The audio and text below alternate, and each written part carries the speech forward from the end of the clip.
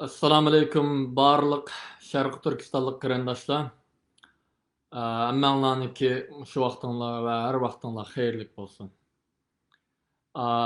Allaburun bilgininglardek Assalamu alaykum barliq Sharq Turkistonlik qarindoshlar. Kechiringlar, video sal oqida boshlanib qoldi. Hammanglarniki shu vaqtinglar va har vaqtinglar xayrli bo'lsin. Allaburun bilgininglardek biz ilgari bir necha haftaning oldida shu Virginia shtatiniki Arlingtonda Amerika panohlik ishxonasining oldida namoyish qilib Amerika hukumatiningki amaldorlari bilan ko'rishib shu xalqimizniki duch kelayotgan umumiy krizisni bulupmu şu uzundan beri saklanıp kalıvatkan panalık iltimaslarını meselesini muzakir kıldık ve ulamı bizge cevap verdiğallıkını ve bu meseleni el kıldığı aytkan idi. Lekin emmanlar bilgininglardek şu Afganistan'daki kriz vaziyeti sebebinden bizninki meselemiz hamda baxtga qarshi desak bo'ldi, sal chetga qilib qoldi. Bu bir reallik. Shuningga biz ko'pchilikni, barliq Sharq Turkistonliklarni shu oldimizdagi 2021-yilniki 15-septemberda, ya'ni kelar haftadagi chorshanba kuni tushdan keyin soat 1:30dan soat 3gacha Amerika'nınki Tashqi ishlar ministrligi oldida, ya'ni State Department oldida biz bilan birga Amerika hukumatini shu Uyg'ur, Qozoq, Qirg'iz qatorliq barliq Sharq Turkistonliklarni qutqizish uchun jiddiy va ahamiyatli harakat qilishga chaqirishinglarni talab qilamiz.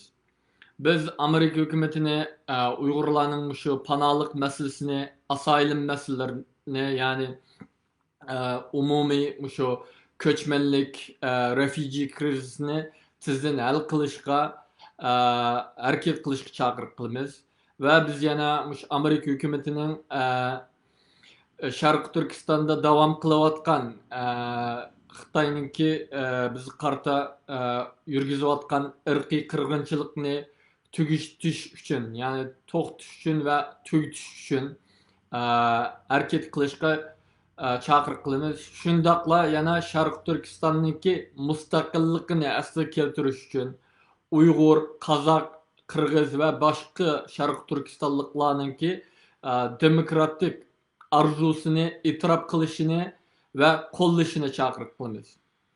Aziz qarindoshlar, biz Amerika hukumatiga besim ishlatishimiz zarur bo'lg'achqa xalqimizningki ko'plab chiqishi, bu namoyish ko'plab chiqishi intayin muhim. Agar biz o'zimizning ahvolimizga ko'ngil bilmasak, undaqda hech kim bizning ishimizga ko'ngil bilmaydi aziz qarindoshlar.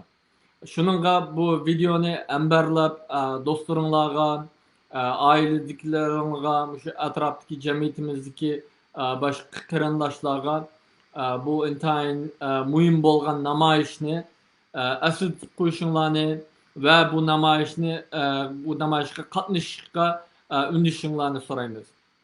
İnşallah Allah xolasa bu xalq namoyishi orqali millatimizningki ciddi muhim masalalardan birisi bo'lgan shu ko'chmanlik, panohlik masalasini tizdan hal qilishni keltirib chiqaradi.